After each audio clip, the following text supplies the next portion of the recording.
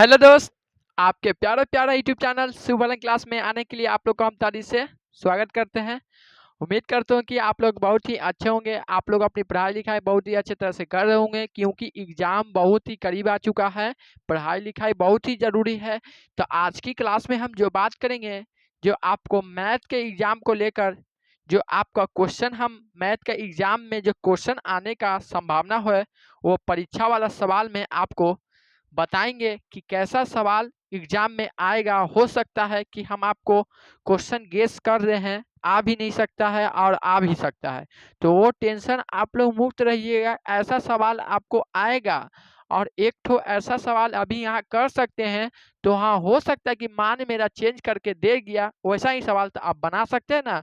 तो अभी हम सवाल जो लेके आए वो भी थोड़ा बढ़िया क्वेश्चन है, थोड़ा घुमा फिरा फिरा कर बोलता है, तो आप लोग को सवाल को समझ में नहीं आ पाता है। तो वही हम कोशिश करेंगे कि अभी क्लास में आपको ऐसा जो बात बोलता है समझा दें, आपका क्वेश्चन एग्जाम में आप लोग कर सकते हैं अच्छी तरह से। तो अभी हम क्वेश्चन लेके आए हैं, जो पढ़ते हैं। दो वृत्त की त्रिज्या क्रमशः 8 सेंटीमीटर और 6 सेंटीमीटर है। यानी दो वृत्त की त्रिज्या है ना 8 सेंटीमीटर और 6 सेंटीमीटर है। उस वृत्त की त्रिज्या ज्ञात कीजिए जिसका क्षेत्रफल इन दोनों वृत्त को क्षेत्रफलों के योग के बराबर हो।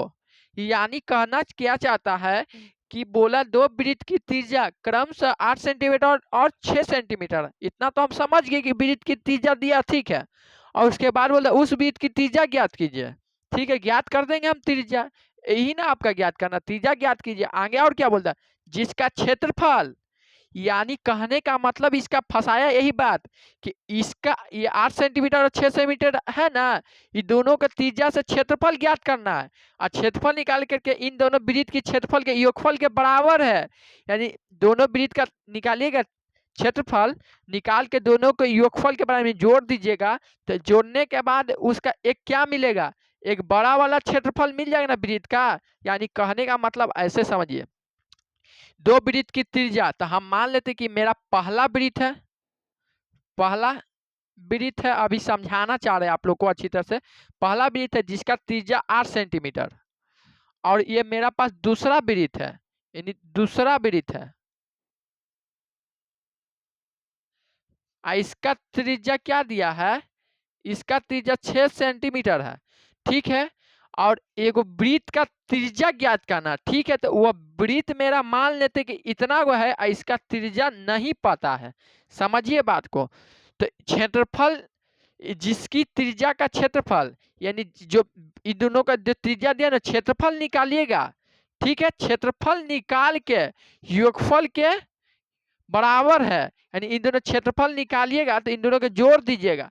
तो जोड़िएगा तो आपका बड़ा क्षेत्रफल मिलेगा, और क्षेत्रफल से वही बड़ा वाला क्षेत्रफल मिलेगा जोड़ने के बाद। इसी का त्रिज्या निकालना है, यानी बड़ा वाला क्षेत्रफल का फार्मूला लगा के और बराबर में क्षेत्रफल जो जोड़ के आएगा उसी से निकल जाएगा।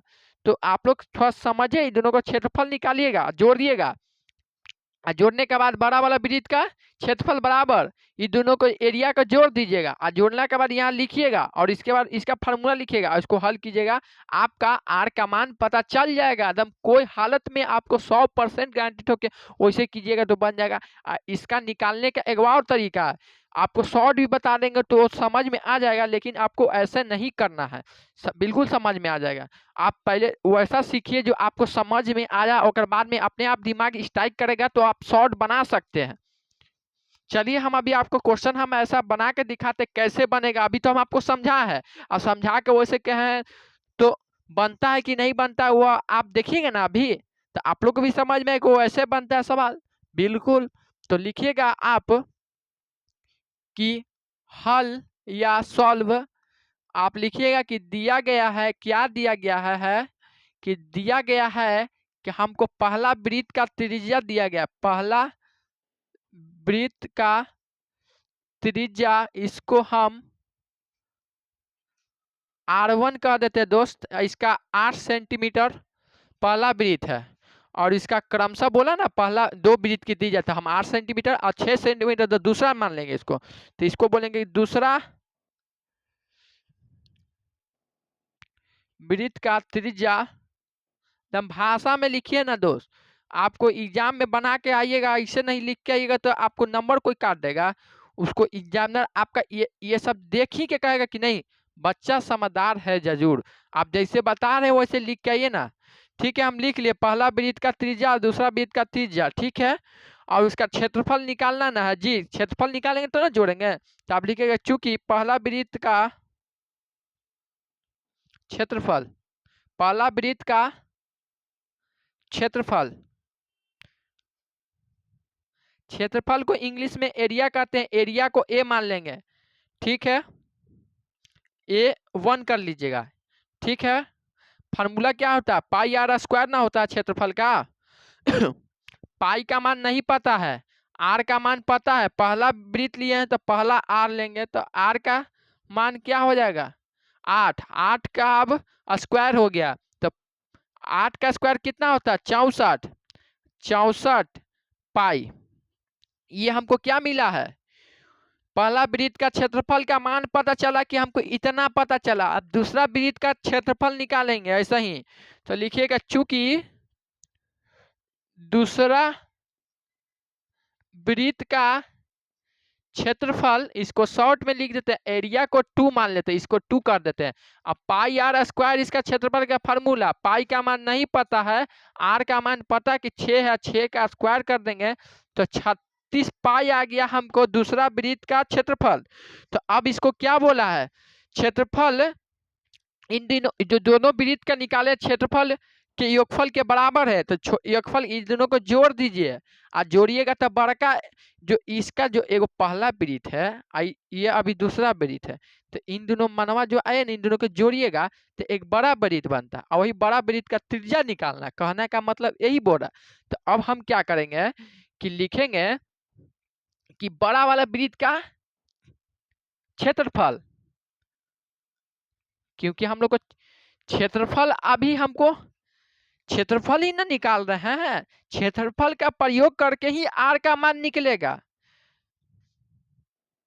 तो लिखिएगा कि चूंकि बड़ा वृत्त का क्षेत्रफल बराबर पहला वृत्त और दूसरा वृत्त, यानी एरिया 1 प्लस एरिया 2, ठीक है। इस दोनों को मान को जोड़ दीजिएगा तो बड़ा वृत्त का क्षेत्रफल, तो पाई आर स्क्वायर ना होता है, इसका मनवा चेंज हो जाएगा दोस्त, वही ना होता है। खाली आर का मान पता चला, वही घुमा के दिया वैसे ही निकाल दे रहे। आपको शॉर्ट बता देंगे तो भी बन जाएगा, लेकिन आप ऐसे बनाइए।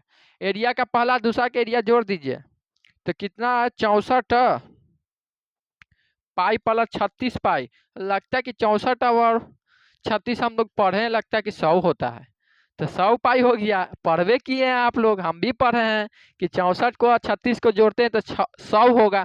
क्यों 100 होगा कि 6 4 10 के शून्य हाथ में 1, 6 3 9 1 10, 100। अब पाई उतर गया, और पाई आर स्क्वायर ऐसे ही रहेगा, और पाई से पाई बर्बाद, आर स्क्वायर बराबर 100।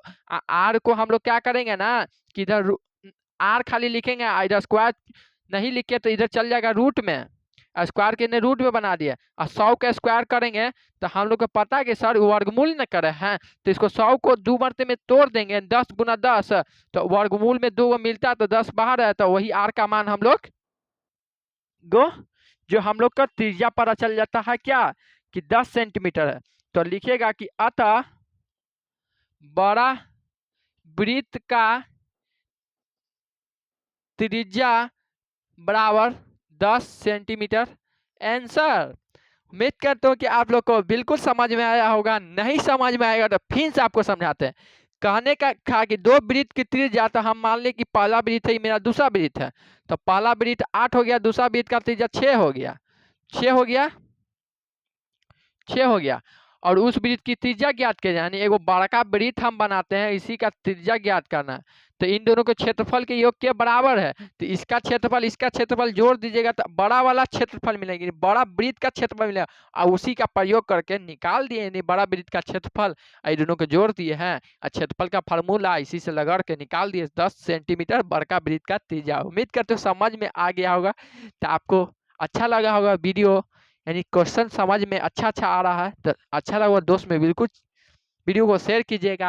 आप लोग पहली बार आए होंगे जो बच्चे, चैनल को बिल्कुल सब्सक्राइब कीजिए। इसके पीछे कितने मेहनत रहता है दोस्त, आप मेरे साथ आइएगा तो आपको बिल्कुल एक आध दिन दिखाएंगे कि कैसे आपको संघर्ष करके बाद में बोर्ड पर आते हैं और आप लोग को हम सेवा करते हैं। तो इतना प्यार देने के लिए तहे से धन्यवाद करते हैं। आप लोग को सपोर्ट इतना ही करना है कि आप लोग वीडियो को लाइक और चैनल को सब्सक्राइब कर लीजिएगा। तो आप लोग को अच्छे तरह से हम आगे की ओर एक से एक वीडियो आप लोग को क्वेश्चन की ओर लेके आते रहेंगे। एग्जाम में कैसा कैसा क्वेश्चन आता है, हम क्वेश्चन की ही बात कर रहे हैं। कितनों हार्ड एग्जाम करेगा ना तो ऐसा क्वेश्चन देगा, हार्ड उतना नहीं पेपर आएगा, सिंपल सा देगा, घुमा के पूछेगा, थोड़ा समझ के बना देना है। समझे बात को? तो हम इतना ही आज को क्लास को रखते हैं। इतना सपोर्ट के लिए बाय दोस्त, सभी बच्चों को तहे से धन्यवाद। बाय।